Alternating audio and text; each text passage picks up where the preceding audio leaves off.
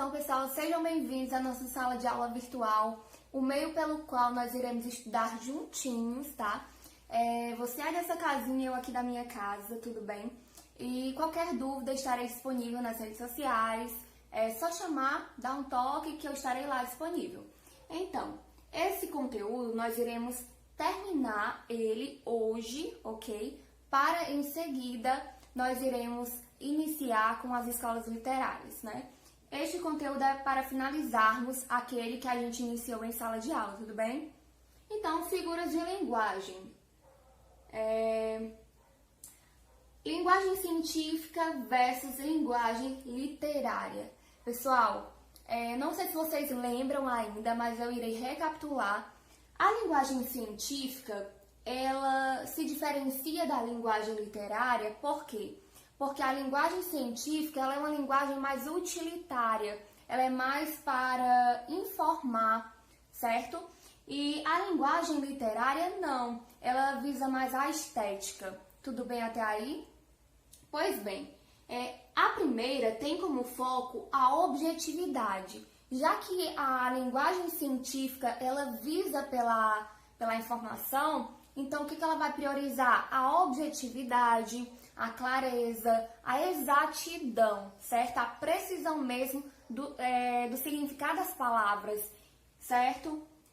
Então, neste caso, a linguagem científica, ela se utiliza da linguagem denotativa, aquela linguagem que nós dizemos que vem do dicionário, denotação, de dicionário, ok? Com o seu sentido real, podemos dizer assim. Já a segunda tem como foco a subjetividade, né? A linguagem literária, pessoal, é uma linguagem que vai utilizar-se,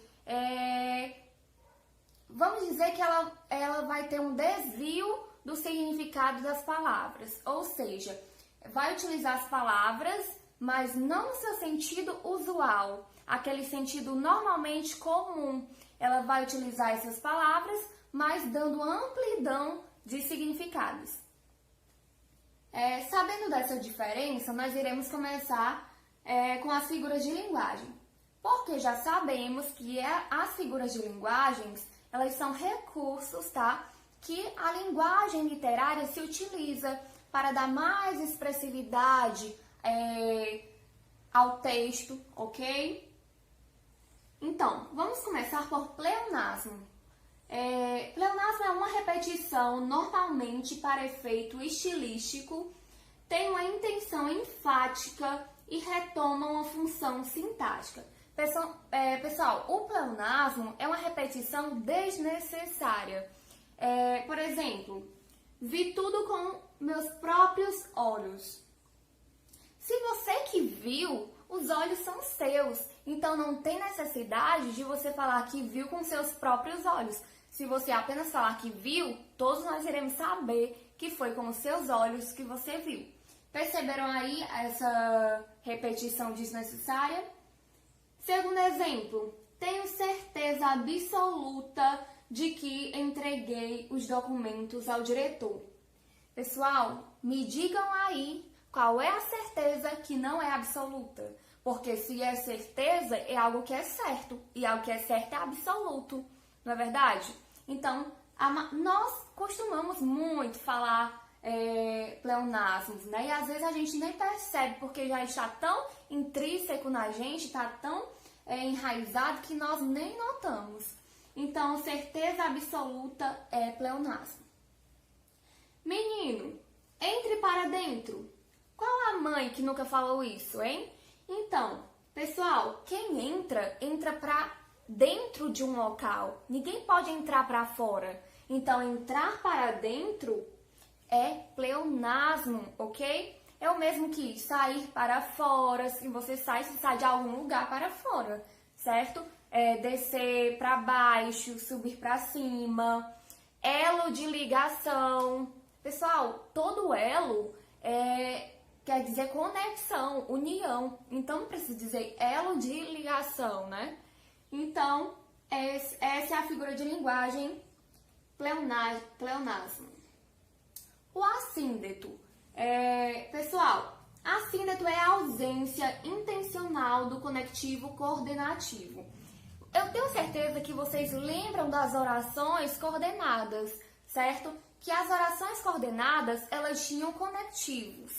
Esses conectivos são as conjunções, ok? O mas, portanto, o pois, porque, certo? Então, esses conectivos eu tenho certeza que vocês lembram deles das orações coordenadas. Então, é a ausência desses conectivos. O assíndeto não vai ter conjunção, certo? São orações que se ligam por meio de vírgulas, certo? Olhe bem. Vim, vi, venci. César, imperador de Roma, esse trecho, certo? Então, perceberam que não tem nenhuma conjunção ligando essas orações? Simplesmente a vírgula separando cada uma delas. Então, nesse caso, nós chamamos este caso, na verdade, de assíndeto. Então, o polissíndeto é o contrário. Primeiro, pessoal, o que é síndeto? Síndeto é a presença de conjunção, tá? Então, assíndeto, esse A ele é como se fosse um prefixo de negação. Ou seja, negando, nesse tipo de período não vai haver conjunção. Então, é sem conjunção, sem a presença de conjunção, tá? Já o polissíndeto, poli vem de mais de um, certo? Então, quer dizer que vai haver aí a repetição de conjunções. Ao contrário do anterior, é a repetição com intenção expressiva da conjunção coordenativa. Exemplo, as casas são pobres e os homens são pobres. E muitos são parados e doentes e indolentes. Rubem Braga. Percebam aí qual é a conjunção que se repete. Vou dar um tempinho para vocês. Sim, tenho certeza que vocês encontraram a conjunção e, aditiva. O e se repete, olha, uma, duas, três, 4 vezes a repetição dessa conjunção. Então, nesse caso, nós podemos chamar de polissíndeto, ok?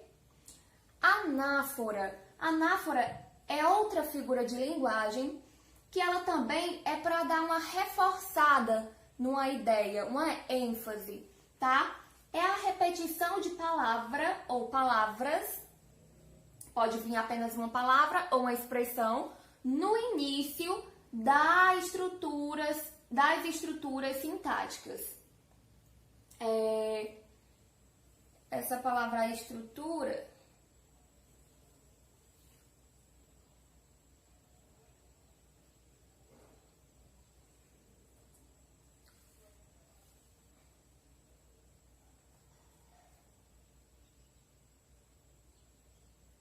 Pois bem, consertei.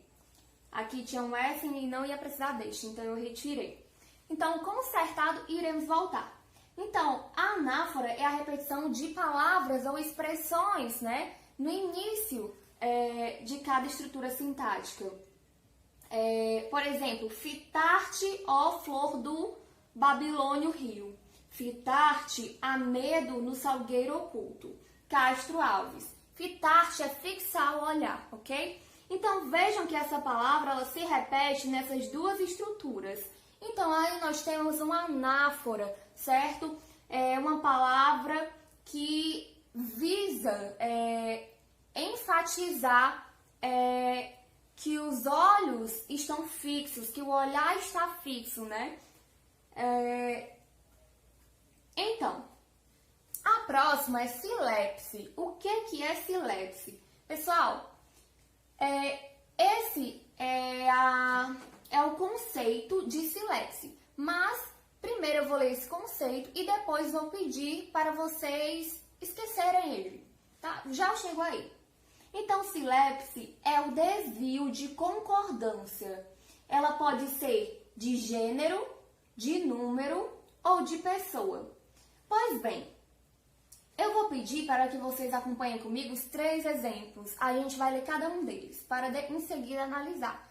Antes, eu vou pedir que quando vocês lerem aí da casa de vocês, que vocês percebam o que tem de estranho, né? O que está estranho em cada uma delas, desses exemplos. Cada um deles, na verdade. Então, primeiro exemplo, São Paulo é suja. Segundo exemplo, corriam gente de todos os lados e gritavam. Terceiro exemplo, os cariocas somos especiais. Pessoal, então, o que tem de estranho que não está harmônico, né, em cada uma delas? Então, aqui nós notamos a diferença de feminino com masculino, né? São Paulo é uma palavra de gênero masculino, certo? E suja, um adjetivo que está no feminino. Então, não está meio que concordando, né? Aqui foi de gênero, ok? Agora de número, o que tem de errado? Corriam, gente de todos os lados gritavam. Corriam está no plural e gente, por mais que se refira a um grupo de pessoas, está no singular. É uma palavra que está no singular. Então, aí não está concordando, né? E de pessoa, olhe bem, os cariocas somos especiais. Na verdade, aqui, cariocas está na terceira pessoa e somos está na primeira pessoa, do plural. Os dois estão no plural, ok? Porque os cariocas eu posso trocar pelo pronome eles, ok? Eles, que é a terceira pessoa do plural, e nós, que é a primeira pessoa do plural. Quando eu me incluo dentro de um grupo, quando eu estou dentro de um grupo, aí eu digo nós, se refere à primeira pessoa, ok? Só que aí nós é a primeira pessoa do plural. Então, pessoal, aqui não está havendo concordância, não é verdade? Então, eu quero que vocês agora esqueçam esse conceito que diz que é um desvio a celeste, tá? Um desvio de concordância. E vamos analisar a partir de uma concordância ideológica, certo? A partir de uma ideologia. Por que será, então, que São Paulo é suja? Por que colocaram esse adjetivo no feminino? Preste bem atenção. A concordância ideológica. Aqui está implícito, não está escrito aqui a palavra cidade, mas São Paulo é ou não é uma cidade? É. Então, ficaria a cidade de São Paulo é suja. Portanto, esse adjetivo está concordando com a palavra cidade, mesmo não estando aí. Perceberam? É uma ideologia. A de número. Vamos lá. Corriam gente de todos os lados, gritavam. Percebam que, como eu já falei, a palavra gente, ela se refere a mais de uma pessoa. Então, o verbo corriam é para se referir a um grupo de pessoas que gente significa. Significa, né, um grupo ou mais pessoas, né? Quando eu digo, por exemplo, a gente, eu posso trocar a gente por nós. Então, se refere a mais de uma pessoa. Então, aqui, corriam está concordando ideologicamente com o que significa a palavra gente. E os cariocas somos especiais.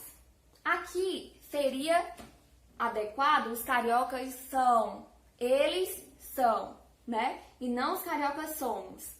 Então, qual é a ideologia por trás disso?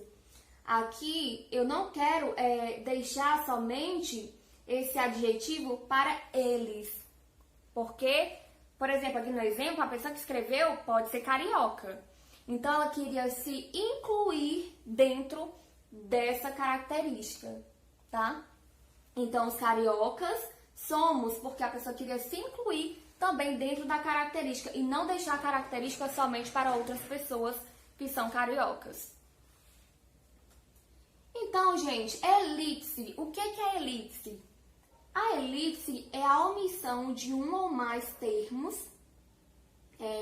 os quais não foram expressos anteriormente no discurso, entretanto, que são facilmente identificáveis pelo interlocutor ou receptor. Vamos lá. Exemplo: estávamos felizes com o resultado dos exames. Nesse caso, a conjugação do verbo estávamos propõe o termo oculto nós. Então, percebam que nós não está escrito aqui. Esse nós está omitido. Ele está escondidinho atrás do verbo. Como assim? Estávamos. Que estávamos, pela terminação, pela desinência, que é a terminação do verbo, eu descubro que nós estávamos. Então, eu descubro o sujeito, que é o pronome nós. Ok? Então, a elipse é isso, é uma omissão de um termo, mas que pode ser identificado facilmente pelo contexto. A zeugma, ela também é um tipo de elipse. Também ela vai haver, quando tiver zeugma numa oração, é porque há uma omissão de um ou mais termos, tá? Vamos ver o conceito. A zeugma é um tipo de elipse, uma vez que há omissão de um ou mais termos na oração, sendo um recurso utilizado para evitar a repetição de verbo ou substantivo. Então, pessoal, vamos lá. A diferença, então, entre elipse e zeugma é que elipse, a omissão do termo, esse termo que é omitido, na verdade, ele não foi dito de maneira nenhuma na oração. Em nenhum momento a elipse, ela coloca o termo omitido lá anteriormente para você descobrir. Então, esse termo está omitido mesmo. Ele não foi dito nem no início nem no final. Você vai descobrir pelo contexto. Agora, a zeugma é que o termo omitido ele já foi dito anteriormente. E como foi dito anteriormente, fica mais fácil ainda de ser identificado. Então, percebam aqui no exemplo. Fabiana comeu maçã. Eu, vou esconder esse verbo. Eu, pera. Esse verbo eu coloquei entre parênteses justamente para você só imaginar e perceber, pessoal, que aqui vamos dizer que ele não está. Aqui eu coloquei ele só para que a gente saiba que ele existe, mas ele está omitido. Se a Mariana comeu maçã, o que foi que eu fiz com a pera? Comi também. Então, o verbo comer, que já foi dito antes, ele foi omitido depois. Então, perceberam como ficou fácil de identificar? Tá? Então, a zeugma é isso.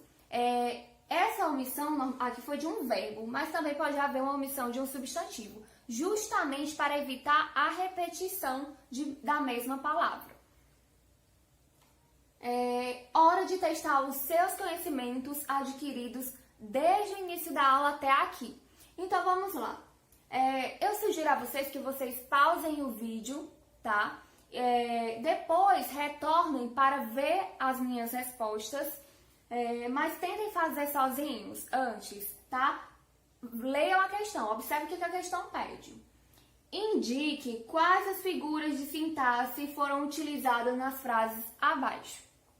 Então, todas essas figuras que a gente estudou, que a gente viu, vocês irão classificar cada uma dessas orações, desses períodos.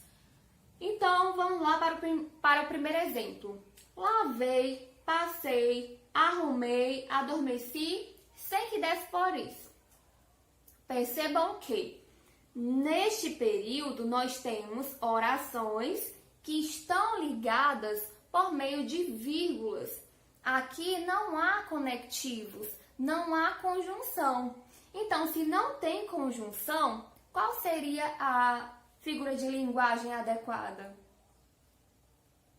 Seria assíndeto, porque síndeto quer dizer com a presença de conjunção. O assíndeto quer dizer sem conjunção, certo? Esse a na frente do síndeto é como se fosse um prefixo de negação, tá? Então, aqui é um assíndeto. Vamos arregaçar as mangas, vamos às ruas, vamos lutar. Pessoal, percebam, nesse período nós temos a palavra vamos se repetindo 3 vezes. 1, 2, 3. Vamos, vamos e vamos. Para dar ênfase, né, ao verbo. Então, pessoal, nós temos aí o vamos se repetindo no início, certo? Aqui, ó, bem no início, aqui no início, aqui no início.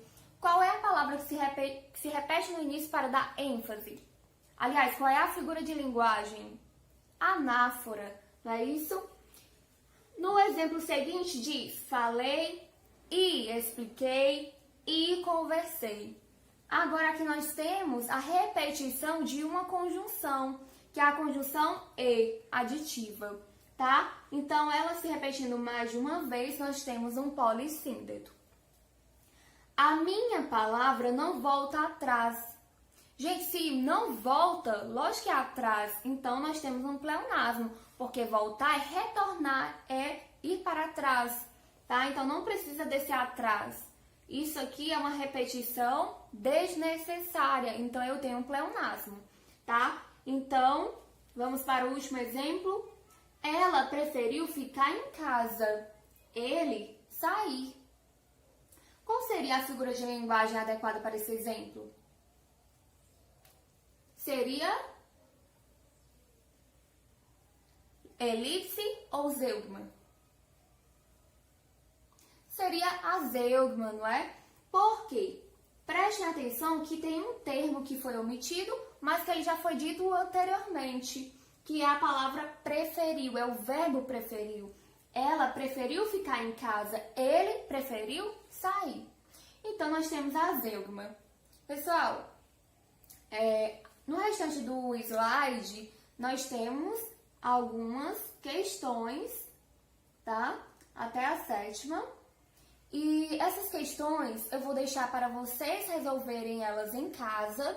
E aí eu vou querer sim um retorno, né? O resumo dessas questões todas feitas, tá? Numa folhinha, você tira a foto e me manda, ok?